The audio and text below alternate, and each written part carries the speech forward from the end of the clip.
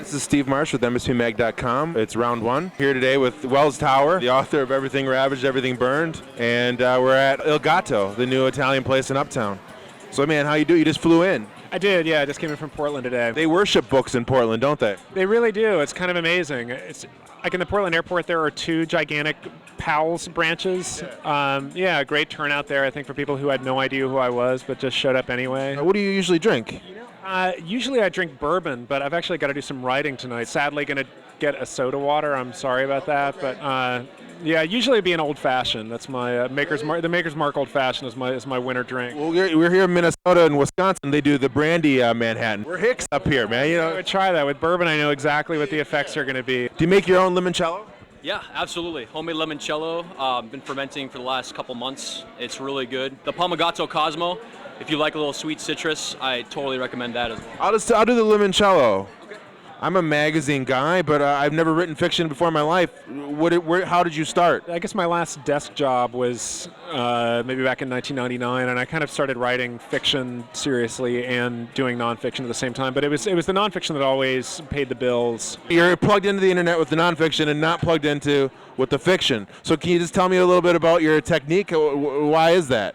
Well, for me, it's if I could avoid ever being plugged into the internet, I would. You know, that I feel like the internet is really lethal to any kind of literary writing. There's something kind of terrible about the fact that, you know, writers compose on this machine that also happens to be, you know, like the jukebox and the shopping mall, and Right. You know, It's like a television. I read that you're a hardcore kid. What exactly does that mean? Well, I did a zine with a friend of mine, and yeah, we were kind of in a hardcore band together. The zine actually had almost no music focus at all. We would do like recipes or, you know, these sort of weird review columns. I remember one time we did surgery reviews of different surgical procedures. Now that sounds like a blog. I think the internet is so strange that, you know, you can write some totally kind of, you know, dashed off thing, and you know, 15 years later, it's still floating around out there, whether it's good or not, or whether anybody wants to read it. Well, this is going to be on the internet, I think, man. Yeah, bound to happen, I guess.